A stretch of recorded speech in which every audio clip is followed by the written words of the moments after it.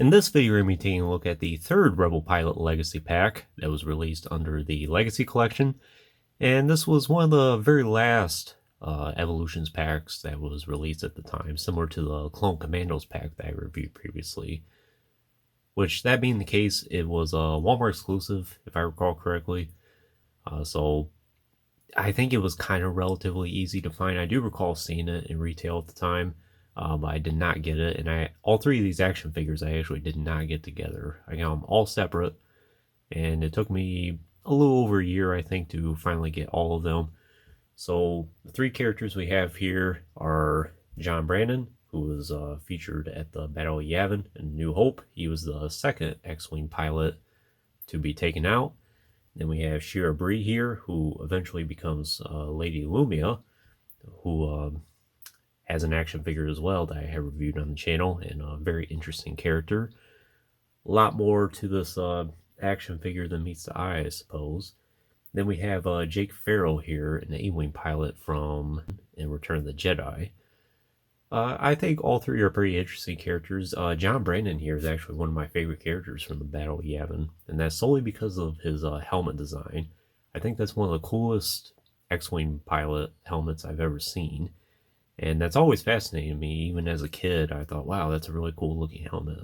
I would love to have something like that.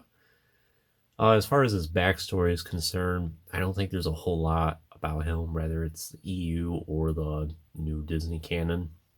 There's just not a whole lot of content out there about him outside of the Battle of Yavin. I do know, though, he was allegedly a close friend to Jack Porkins. So unfortunately, it looks like friends went out together, and they went one right after another even. And he was known as being a very respectable pilot, and he was actually recommended by Jack Porkins to be at the Battle of Yavin. Unfortunately, that didn't work out for either one of them, but still, that's pretty much about the main part of John Brandon's story. I forget exactly which squadron he came from. But there's not a whole lot of details about that either, so you could probably spend less than 2 or 3 minutes reading about his entire EU story. Now, Shira Bree here obviously has a very complex story, and it would take us all day to go through the entire thing. But this is basically a younger version of Lumia, and this is before she becomes very cybernetic. And at this point, she's basically acting as a spy and acting as a rebel pilot. Of course, she was tasked with this mission by Darth Vader personally, and she, as far as I know, she did a pretty good job being a spy for the rebels. She got rank, and she kept ranking up.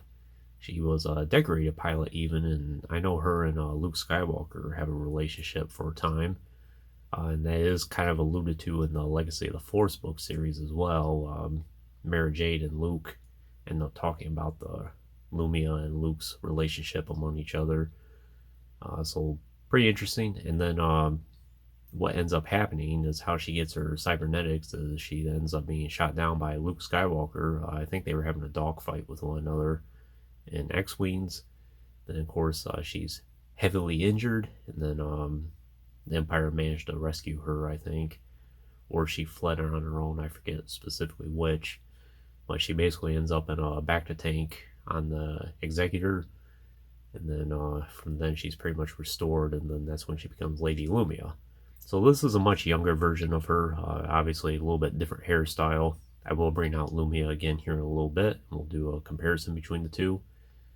Then Jake Farrell here, so another character that doesn't have a whole lot of screen time.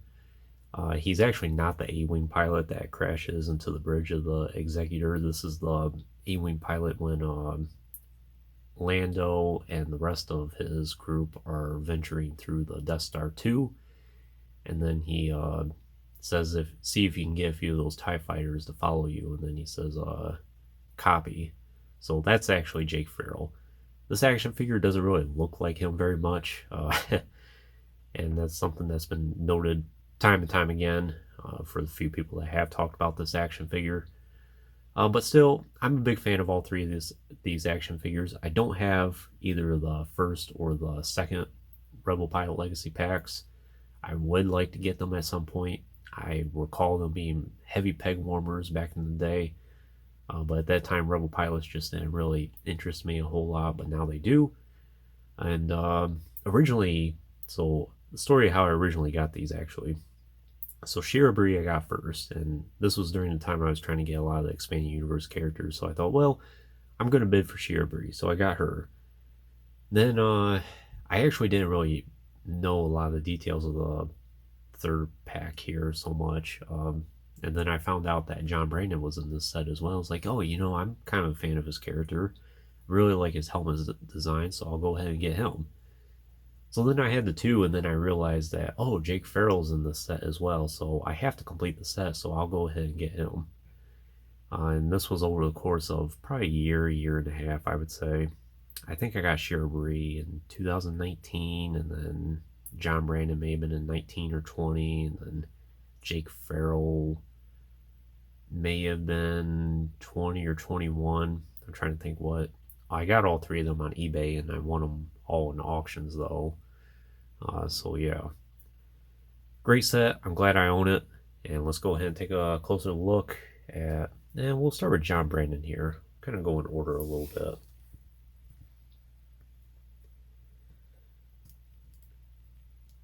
So I haven't really talked about X-Wing pilots so much on the channel before, but most of them do utilize the same mold. All three of these are just kit bashes. The only things that are really new about them are maybe their head sculpts and some of their weapons, and I think there are a couple parts here and there on their bodies that are slightly different from the rest of the X-Wing pilots. We'll go ahead and pop his helmet off here. So John Brandon here is probably one of the few Star Wars characters that has a kind of a normal name, I suppose. And as far as his figure is concerned, he's pretty much reutilizing a lot of the same parts as previous X-Wing pilots. Obviously the head sculpt's all new, the helmet is repainted, and I think, if I recall reading correctly as well, he has the bandolier wrapped around his leg there, which that is a new part. Probably just this part of the leg. Other than that, the rest of it's pretty much the same as all the other male X-Wing pilots out there. So the head sculpt looks pretty good. I think it looks pretty close to the actor that plays as him. Not really a whole lot to say about it. The hair sculpt looks really good. As for the rest of his suit here, it's pretty consistent what you would think for an X-Wing pilot. It does have a lot of pockets. He has the one on the shoulder there. Here they have those 3 pins that look similar to the Imperial officer's uniform. I'm not sure if that's kind of alluding to the same thing. And then he does have some silver on his forearm there. Then we have that control panel and breathing apparatus there, which does plug into his side, and it is removable. As you can see, there is the hole there. I guess if you wanted to swivel his waist around, well, that wouldn't even have any influence on that at all. So there's really no need to have to unplug that. It has some pockets on his thighs there. And he has the strap that all the X-Wing pilots usually have. It's not too restrictive. It does have enough flex in it. You could probably fit him in X-Wing if you wanted to. I've never put him in the X-Wing I do have, but perhaps at some point I would try that. I'm kind of hesitant about that because I have heard of a lot of people saying that these break very easily. They get brittle over time, and I would prefer not to have a broken X-Wing pilot strap here. A lot of the action figures that have these, it's typically a removable piece. I think on Jake Farrell here, his is removable, but it doesn't really look like on John's here. It really is. And of course the bandolier, the ammo there, and then the boots. As terms of his articulation, he is super articulated. He does have the ball joint the head, and hinged shoulders, which go past 90 degrees. Hinged elbows, which they kind of go about 90 degrees or just a little past. Yeah. Swivel forearms there. Then joint the torso, swivel hips, and then hinged knees and hinged ankles. In terms of weapons and accessories, he's pretty basic, but does he really need a lot? He has a standard pistol, which this looks like a repaint of Han Solo's blaster. Nothing to really say about that. It's kind of like a metallic gray color, I suppose, or slightly metallic. It fits good in his hand. Then, of course, probably the most unique feature about him is his helmet. I really like that red color he has, and then he has the tiger stripes on it. He has some symbol painted at the crest there.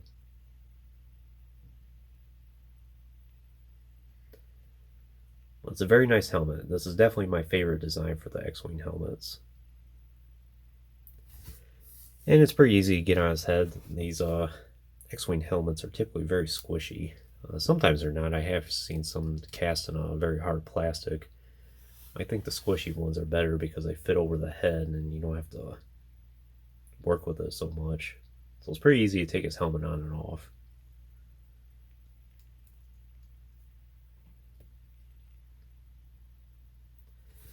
So that's John Brandon there.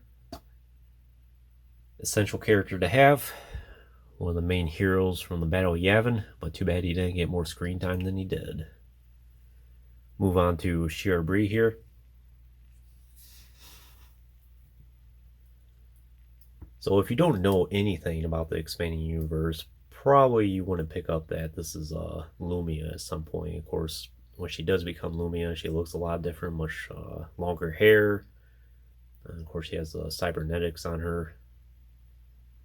And she seems to have a different build overall. Of course, she is reutilizing the body of a female X-Wing pilot, which I think is one from either the first or the second Rebel Pilot Legacy packs. And I think just for all the female Rebel pilots that we've gotten over the years, this is probably the same body that's used. I know there are a few others as well. Some of the comic packs, for example, there's a few female Rebel pilots there. But still, it is distinguished enough from the male body, as you can see. Shorter as it should be. And it has just slightly different design. So I think the head sculpt looks pretty good. Hair looks good. I think it's a pretty good representation for Shira Bree. You can tell it's her character. Paint looks pretty good. She has the distinguishable blue eyes there. As for the rest of her body, pretty much the same as John Brandon. She's got some pockets here and there, like on her thighs, on her shoulder. It has those pins here. The breathing apparatus. Hers is a little bit different. Instead of plugging in on her right side there, it actually plugs in on her left side, and it's more in her abdomen there. You can take that out, and you would need to take that out if you want to rotate her torso there a specific way. And something that John Brandon does not feature, but Shira Bree does, is a holster there. And it's the same pistol.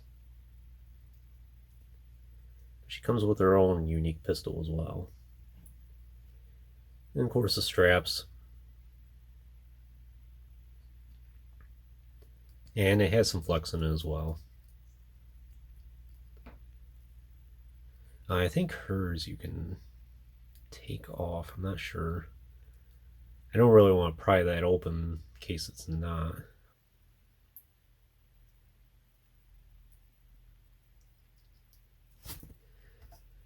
So in terms of her articulation, it's the same exact thing as John Brandon's. And it has all the same range of motions as well, where I think her elbows instead go about 90 degrees though. So a little bit of a different cut there. Other than that, it's all the same. In terms of her weapons and accessories, she has the standard Han Solo style blaster there. It's probably some Corellian model. I'm not sure what the technical name of it is. But it does fit pretty good in her holster there. And as you can see, it has a little strap there that goes over the scope.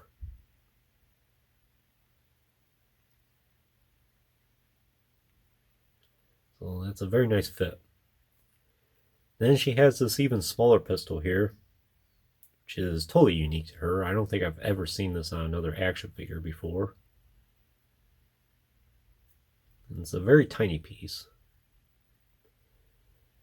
That's nice for Hasbro to include something extra. Then we have her helmet here, which is kind of unique, I guess. It has 2 rebel symbols there. It has a red crest. The rest of it's white. There's some black here and there in it. Of course, yellow on the inside. Very soft plastic as well. And I think her helmet's not too difficult to put on, even with her hairstyle. It's a little bit of a tighter fit from Brandon's here.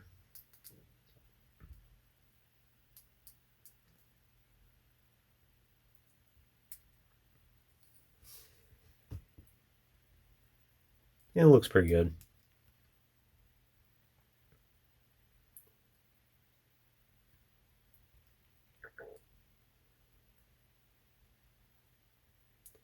Will definitely stay in the place. And last but not least, we have Jake Farrell here, an A-Wing pilot.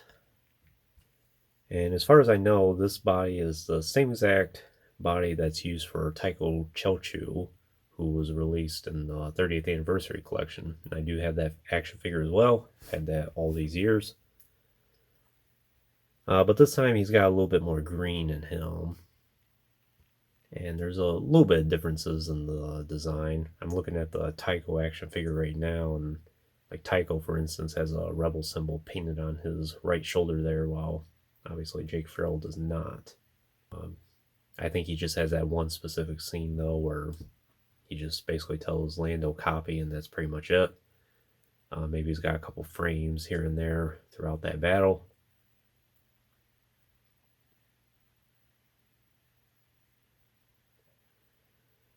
But I always like the A-Wing pilots. I almost got an A-Wing one time. I'm sure I've told that story before in my Lucky Laku Republic Gunship video. And I almost picked that up. But then I saw Lucky Laku, so I put down the A-Wing and went ahead and got that. Don't regret it. But I would still like to get an A-Wing at some point. And thankfully they're not terribly expensive. So hopefully some point soon. Like I said, I don't think this really looks too faithful to the character.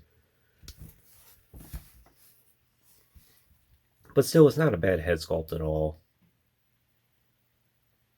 Paint looks good. Hair looks good.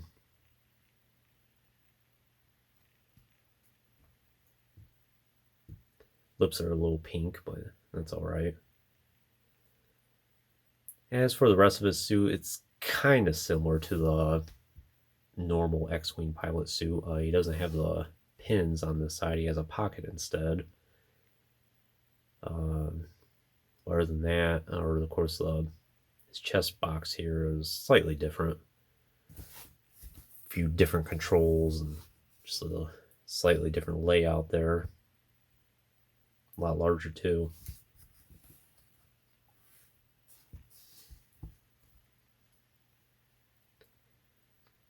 And his trousers here are just slightly different. I'm sure it's like one entire jumpsuit.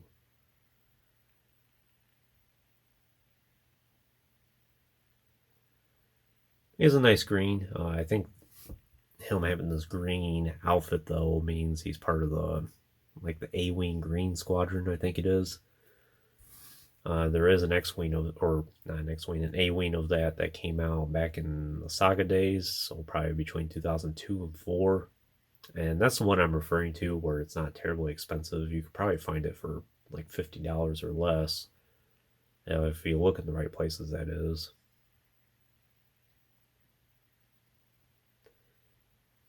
In terms of his articulation, it's the same exact thing as the rest of the pilots. I don't think it's necessary to go through, but I will say he has a swivel waist instead of a hinged waist. But that's not too big of a deal. And his entire tube here goes with his entire torso. And in terms of his accessories, he does have a unique blaster about him. It looks kind of similar to some I've seen in the past, so it could be with other action figures. This is kind of a unique one that you don't really see every day. It's just entirely cast in black. No holsters, unfortunately. I guess you could, same with John Brandon, even if you work with it a little bit, you can have it something like that, I guess, where acting like it holsters in front of him. Like this Clone Wars Space Trooper, for instance. Then he has his A-Wing pilot helmet, which is very distinguishable from the X-Wing helmet. It looks pretty good. It does have that communicator right there, or the mic, I guess. But it's a pretty cool design. He has like that blast shield there on top. And I think it's slightly tight fit for him. It's not too bad though. And it looks pretty good. Can't see the back of his head though.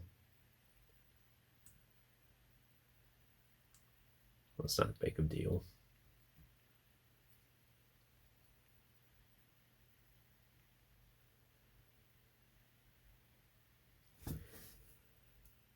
But yeah, that's pretty much everything there is to show about this pack. So we'll go ahead and do some comparisons here. We'll start with John Brandon. So I went ahead and brought out Wedge Antilles here from the Vintage Collection. Just kind of give some perspective compared to the other X-Wing pilots we've gotten out there. As you can see, for the most part, Wedge and John here are about the same. So yeah, the legs are slightly different on John here, but it looks like the torsos are about the same. He has those 3 pins there, and then he has those 3 pins there as well, and they all look about the same. It's pretty similar. I'm not sure if Wedge is really that short. I know a lot of people have mentioned before that we need a new TBC Wedge, which I kind of understand that. They look pretty good together. And we gotta get Wedge featured on the channel here at some point too. So Shira Bree. Of course, here's Lumia. And I did the alternative head for her without the headdress. And as you can see, well, it helped if helmet is off.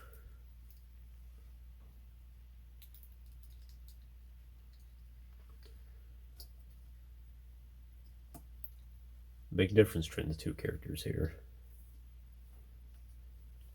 She has the cybernetics on her, a little bit longer hair, a little bit more sinister looking, I suppose. But they are indeed the same character.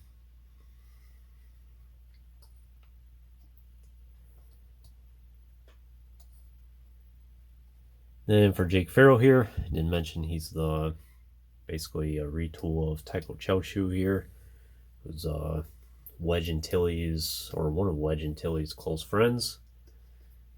And he's a big part of the X-Wing series. And as you see, he's utilizing the same body as Jake Farrell here.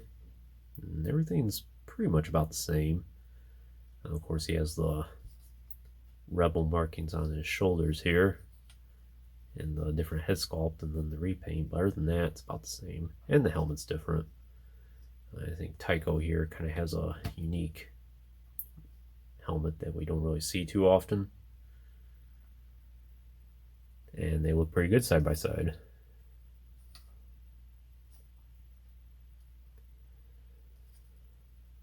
But overall, I think that's pretty much all I can tell you about this set. So would I recommend it for your collection?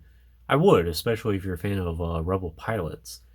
Like I said, years ago when this pack was hitting retail, I wasn't really into Rebel pilots so much at that point. If I did get one, it'd probably be like Luke Skywalker, and that's it. I did get Tycho back in 2007, actually. For some reason, I was really drawn to his action figure and character at the time. But other than that, I really didn't have any Rebel pilots, and it wasn't until maybe 2017 or 18 or so that I decided, I think a lot of these Rebel pilots are really neat, so I want to go ahead and collect them all if possible. And since then, I try to get most of them. Like I said, I don't have the first or second pack at this point, but I have the complete third one here. And it's a great set overall. I would highly recommend it. I think between the 3 packs, I know I don't have the other 2 in hand, but I think this one might be the best one of them all. And a lot of that is the character choice. So John Brandon, especially if you're a big fan of the original trilogy, is kind of a must-have, especially if you are a big fan of the Battle of Yavin. Shira Bree, great expanded universe character. If you're a fan of Lumia, she's a must-have. And then Jake Farrell, again, if you're a fan of the OT, another essential character to have. So I think it's a great balance of characters from OT, expanding universe, and even Jake Farrell here and John Brandon. I can't speak for Jake Farrell, for instance, but John Brandon, even though he doesn't have a lot of depth outside of A New Hope there, they have a little bit of a story in the expanding universe, so you could articulate them as being part of that as well. And, I think the Rebel pilots are just plain cool. It would be nice to get an entire fleet of X-Wings at some point and put them all in it. I don't think that's going to happen. In fact, Jack Porkins, for instance, at least the Power of the Jedi one, he can't even fit in an X-Wing. And Hasbro has yet to make an X-Wing to accommodate him. So you can't even put all the Rebel pilots in an X-Wing that have been made. Potential HasLab idea, I guess. I don't think it would go too far, but still it would be nice to see an X-Wing that can accommodate Jack Porkins, and then you'd be able to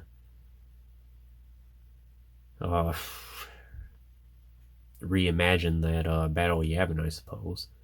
But overall, good set. As far as price is concerned, like I said, I didn't buy this pack as a complete unit. As far as the price of that, I think it is a little bit more on the pricey side. But if you buy these all individually, it's not too bad. I think John Brandon, I may have spent like $25 for. Shira Bree, more or less the same. And Jake Farrell, I think I paid a little bit more than the other 2, at around maybe $30 or $35. So if you add all that up together, brand new, it's probably like an $80 to $100 pack. But if you buy them all individually, perhaps you'd be able to get them a little cheaper. So I would suggest shopping around a little bit to see what you find. Overall, solid set, essential characters that needed to be made, and chances are we're never going to see them again revisited. John Brandon and Jake Farrell here probably do deserve a place in the TVC line at least, but I don't think Hasbro will be doing that. So if you really want these characters, this is probably the only way you're going to get them. But anyways, that concludes this review. I hope you enjoyed it. Stay tuned for plenty more reviews in the future. There will always be more to come. If you haven't already, please like the video and subscribe to the channel. I always appreciate all your support. And check out the links in the description if you haven't done so already. As always, thanks for watching.